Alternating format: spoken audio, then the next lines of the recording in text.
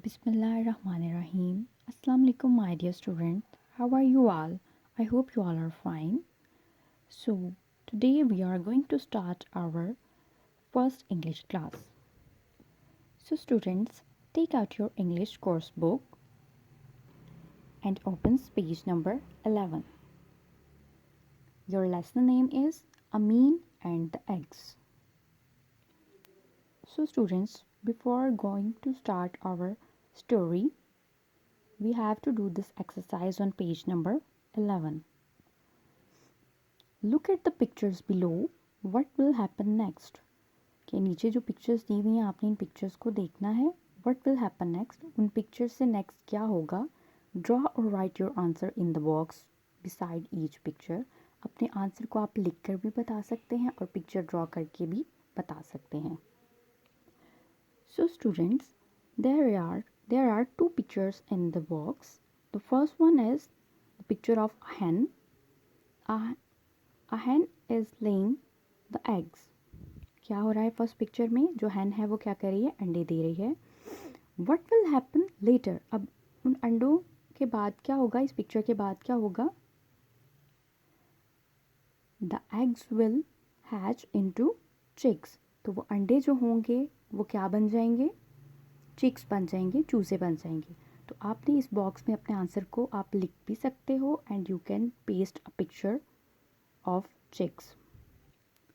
So students, you can write your answer like this और आप इसकी जगह chicks की पिक्चर भी पेस्ट कर सकते हैं.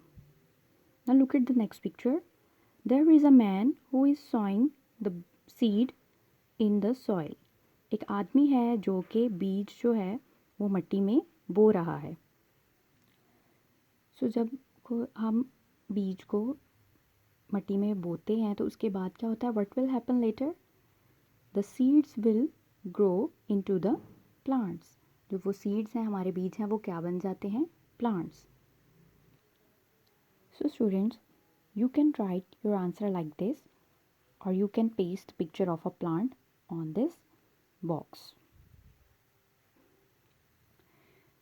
So students, now we are going to start our story. So before going to start our story, मैं आपको बताऊंगी there are three main characters in the story. The first character is Amin, the second one is the merchant and the last one is the judge. अब हम देखेंगे इस story को पढ़ेंगे और फिर हम देखेंगे that how these characters are related to each other. Okay, let's start the story. Once upon a time there was a man called Amin. एक दफ़ा का जिक्र है कि एक आदमी था जिसका नाम था अमीन. He lost all his crops in a drought. He lost mean खो देना या खराब हो जाना. All his crops in a drought. Now drought is a new word for you. Drought mean is a long period of time when there is no rain. कि बहुत time से जब बारिश ना हुई हो उस टाइम पीरियड को क्या कहा जाता है? Drought. This word is drought. और and student, when there is no rain for a long time, this is not good for crops. वो crops के लिए अच्छा नहीं होता. crops को rain की भी ज़रूरत होती है. That's why he lost all his crops in a drought. कि काफ़ी टाइम से बारिश नहीं हुई थी जिसकी वजह से अमीन की सारी फसल खराब हो गई. Amin decided to look for work in another village. Another village mean दूसरा गांव. तो अमीन ने डिसाइड किया कि वो किसी दूसरे गांव में जाकर काम करेगा. And he went off on his donkey. Before he left, he bought a dozen hard-boiled eggs from a merchant and promised to pay him later.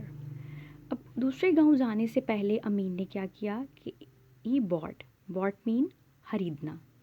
A dozen hard-boiled. Dozen mean 12 hard-boiled eggs from a merchant. merchant कहते हैं ताजर को जो एक जगह से दूसरी जगह जाकर अपनी चीज़ों को बेचते हैं. And promised to pay him later. अब अमीन ने दूसरे गांव जाने से पहले मर्चेंट से क्या खरीदा? A dozen hard-boiled eggs. Boiled eggs को खरीदा जो कि कितने थे? A dozen. और उसे प्रॉमिस किया टू पे हिम लेटर कि वो उसे बाद में पे कर देगा, मतलब उन अंडों के पैसे बाद में दे देगा। 7 years later, Amin returned to his village. 7 साल के बाद जब अमीन रिटर्न मीन वापस आया अपने गांव, he came on a fine black horse. He came on a fine black horse. जब वो वापस आया तो वो किस पर आया? A fine black horse मतलब एक बहुत शानदार, बहुत अच्छे ब्लैक हॉर्स पर आया। Behind him, behind का मतलब होता है पीछे, was a camel carrying bags full of gold and silver coins. अब उसके पीछे क्या था? There was a camel who is carrying मतलब उसने अपने ऊपर उठाए हुए थे, अपने ऊपर रखे हुए थे bags full of gold and silver coins. Amin was a rich man now. अब अमीन जो था वो क्या था? Rich man. Rich mean अमीर आदमी बन गया था. The news soon spread through the village. The news, वो जो खबर थी कि अमीन वापस आ गया है और वो अमीर हो गया है, सून जल्द ही, स्प्रेड का मतलब होता है फैल जाना, थ्रू द विलेज पूरे गांव में, सारे गांव में ये खबर फैल गई। Soon the merchant who had given him the dozen boiled eggs knocked at Amin's door. जल्द ही जो मर्चेंट था जिससे अमीन ने एग्स खरीदे थे और उसे प्रॉमिस किया था कि वो उनके पैसे उनको बाद में दे देगा, जल्द ही उसके दरवाजे पर पहुंच गया और उसने नॉक किया अमीन का डोर। पे back the debt you owe me, he said. Debt, pay back the debt.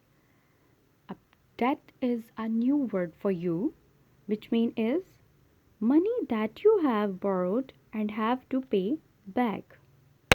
अब डेट का मीनिंग होता है कि जो आपने किसी से मनी, जो पैसे उधार लिए हैं जिसको वापस करना होता है, उसे डेट कहते हैं। तो वो जो मर्चेंट था वो अमीन के पास गया और उसने कहा कि जो तुमने मुझसे उधार डेट लिया था वो मुझे वापस कर दो। He said give me 500 silver coins for the eggs you bought. तुम, अब वो उससे पैसे क्या मांग रहा है? He said give me 500 silver coins, जो अंडे तुमने मुझसे खरीदे थे उनके बदले या उनके पैसे मुझे कितने चाहिए? 500 silver coins. Amin refuse to pay such a large sum. Amin refused mean मना कर देना, to pay such a large सम मतलब इतनी ज़्यादा रकम, इतने ज़्यादा पैसे देने से अमीन ने मना कर दिया। So the merchant took his complaint to the जज। सो मर्चेंट ने क्या किया कि वो उसकी कंप्लेन लेकर किसके पास चला गया? जज के पास। The merchant appeared in court, but there was no sign of अमीन। अब वो जो मर्चेंट था वो कोर्ट में अपीयर हुआ, मतलब हाजिर हो गया, but there was no sign of Amin, लेकिन अमीन का कोई भी अता पता ना था। सो स्टूडेंट, कोर्ट जो है वो अदालत को कहते हैं। जब मर्चेंट ने उसकी कंप्लेन जज को कर दी तो जज ने अदालत में मर्चेंट को भी बुलाया और अमीन को भी बुलाया, but Amin was appeared but there was no sign of merchant is appeared but there was no sign of अमीन, कि मर्चेंट तो वहाँ पर पहुँच चुका था लेकिन वहाँ पे अमीन का कोई भी अता पता ना था। द जज वेटेड एंड वेटेड। अब जज जो है इंतज़ार करता जा रहा है। Suddenly Amin rushed in out of breath. Suddenly mean अचानक ही अमीन भागता हुआ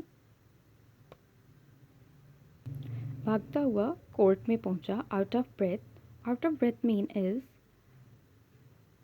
breathing with difficulty after running. जब आप बहुत ज़्यादा भागने के बाद या कोई एक्सरसाइज करने के बाद आप जैसे ब्रेथ ले करते हैं, मतलब तेज़ सांस लेते हैं, उसे कहते हैं out of breath. At once the merchant said, my lord, 7 years ago this man took 12 eggs from me. तो मर्चेंट ने फिर बोला कि माई लॉर्ड जज को कहा, 7 years ago 7 साल पहले, this man took 12 eggs from me, 12 egg would have become 12 chickens।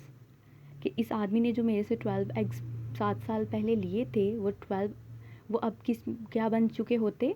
12 chickens। These chickens would have become hens and cocks। और वो चिकन जो हैं वो अब क्या, कुछ मुर्गे बन चुके होते और कुछ मुर्गियाँ।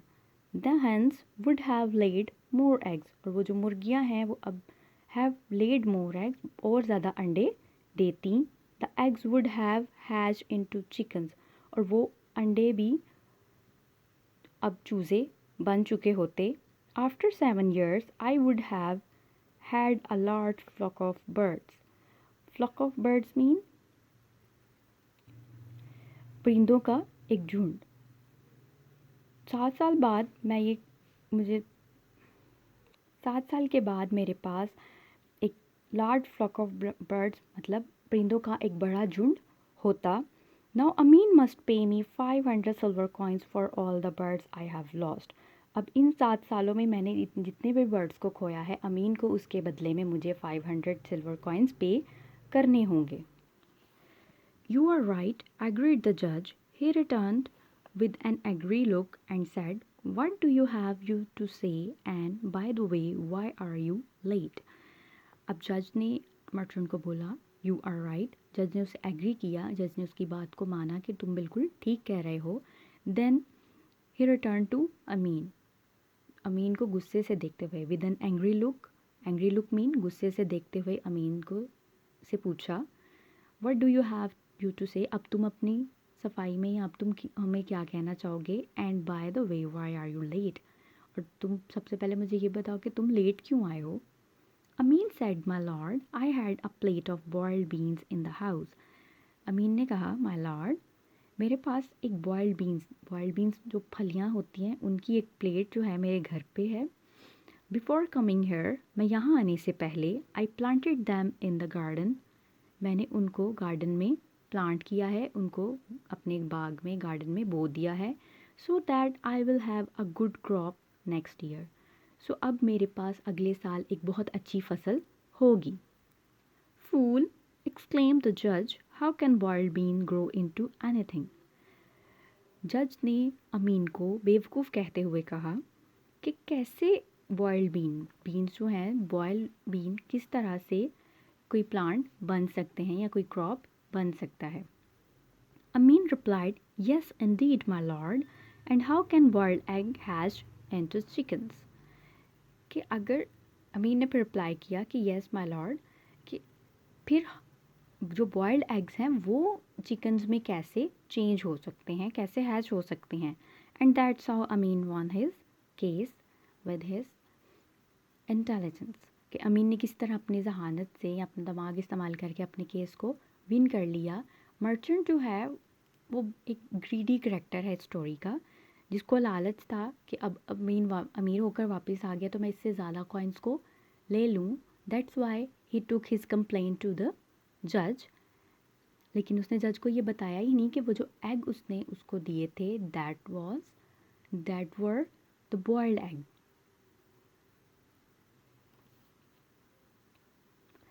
Now students, you have to read this story by your own self. Now we are going to do its book work. On page number 30, the first question is Amin lost his crops because. Now there are 3 options and you can tick the right answer. Amin lost his crops because अमीन ने अपनी crops खो दी क्योंकि somebody stole them. Stole का मतलब होता है चुरा लेना। There was too much rain, वहाँ पे बहुत ज़्यादा बारिश हुई थी। There was too little rain, कि वहाँ पे बहुत कम बारिश हुई थी। So you can tick the right answer. So students, so its answer is C. He lost all his crops in a drought. मतलब बहुत कम बारिश होने की वजह से या बारिश ना होने की वजह से उसने अपनी फसल को खो दिया था। Next one is Amin left the village because. Amin ने विलेज को छोड़ा क्यों। He did not like his work, he wanted to look for a job, he did not like the place any more. So its option is B, he wanted to look for a job. Now, on page number 14, here are some ways in which people use animals. Match the use to the animal. Remember, one animal can be used for more than one purpose, and several animals can be used for the same purpose. The worked out examples will help you. Now, students, इस question में हमने बताना है कि जो animals हैं, हम इन animals को किन किन पर्पज़ के लिए या किन किन मकसद के लिए यूज़ करते हैं। And remember that the one animal can be used for several purposes. Number one, A is carries people from place to place. अब फर्स्ट पे हमने बताना है कि हम कौन कौन से एनिमल्स को लोगों को एक जगह से दूसरी जगह लाने के लिए इस्तेमाल करते हैं. डंकी, हम डंकी को भी लोगों को एक जगह से दूसरी जगह लाने के लिए इस्तेमाल करते हैं. अगर आप किसी गांव में जाओ तो आप देखोगे कि लोग डंकी पर भी बैठकर एक जगह से दूसरी जगह जाते हैं. तो you can match donkey with ए.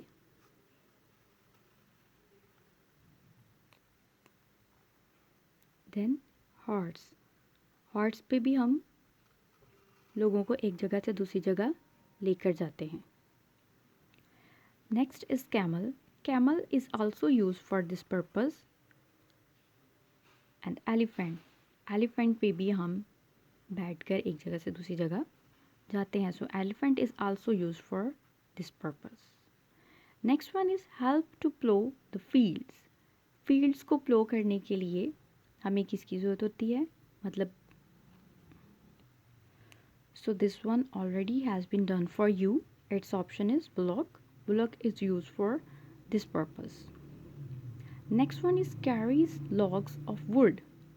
लकड़ी की चीज़ों को कौन कौन से एनिमल्स कैरी करके लेकर जाते हैं.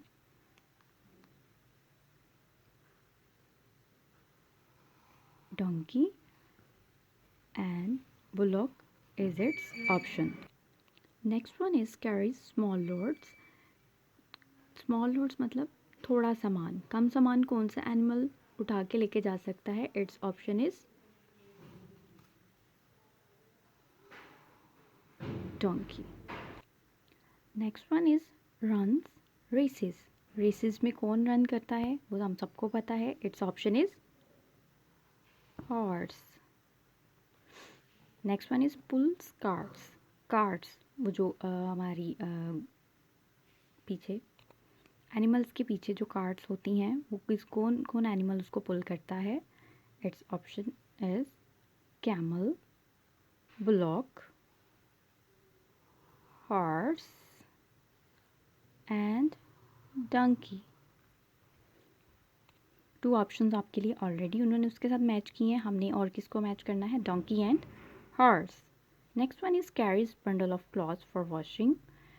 धोने के लिए जो कपड़े हम एक उठा के लेके जाते हैं वो कौन सा एनिमल लेकर जाता है. Its option is donkey. Student, आपने ये बात याद रखनी है कि हम एक एनिमल को बहुत सारे पर्पसेस के लिए यूज़ करते हैं, इसलिए एक एनिमल को आपने डिफरेंट कैटेगरीज के साथ डिफरेंट पर्पसेस के साथ आपने मैच करना है. Next one is carries bride groom. कि दूल्हे को कौन लेकर जाता है, जैसे आपने से शादियों में देखा है तो वो. It's option is horse. Works in processions. Processions कहते हैं जलसे को या किसी मेले को, तो वहाँ पे कौन कौन से एनिमल्स होते हैं. Elephant and horse. Last one is pulls carriages with people. Its option is horse. Okay, students. Now come to the next question. Complete the sentence with the name of an animal from the list below. In इसमें there are 5 animals और आपने इस word bank की help से अपनी इन blanks को fill करना है. The dash is used in a sports at the Olympic Games. Olympic games जो हैं वो इंटरनेशनल फेमस गेम्स हैं, जो कि ओलंपिक गेम्स हर 4 साल के बाद होता है. सो उन ओलंपिक गेम्स में एक हॉर्स रेसिंग भी एक गेम होती है जिसमें किसको यूज़ किया जाता है, हॉर्स को. So the first blank option is horse. Next one is the dash works in forest to carry heavy loads. अब फॉरेस्ट में हैवी लोड्स मतलब भारी सामान उठाने के लिए जंगलों में कौन से एनिमल को यूज़ किया जाता है. So its option is elephant. Elephant को जंगल में जो है we have to use to carry heavy loads. Next one is the dash is called the ship of desert. Desert कहते हैं सहरा को, रेगिस्तान को। सो आप सबको पता है कि रेगिस्तान में कौन सा एनिमल फेमस है? The camel. So student right the camel in the empty blanks. Farmers use the dash in the field. अब फार्मर कौन से एनिमल को फील्ड में, खेतों में इस्तेमाल करते हैं? Farmer use bullock. बुलॉक को जो है वो फील्ड में इस्तेमाल करते हैं। So write the bullock in the empty blank. And the last one is washerman use the dash to carry bundle of washing. अब वॉशरमैन मतलब कपड़े धोने वाला जो आदमी है, वो कपड़ों को के बंडल्स को किस एनिमल पे उठाकर लेकर जाता है? तो its option is donkey. So students, this is your book work. You have to read your story and learn this book work. Okay, thank you. Allah Hafiz.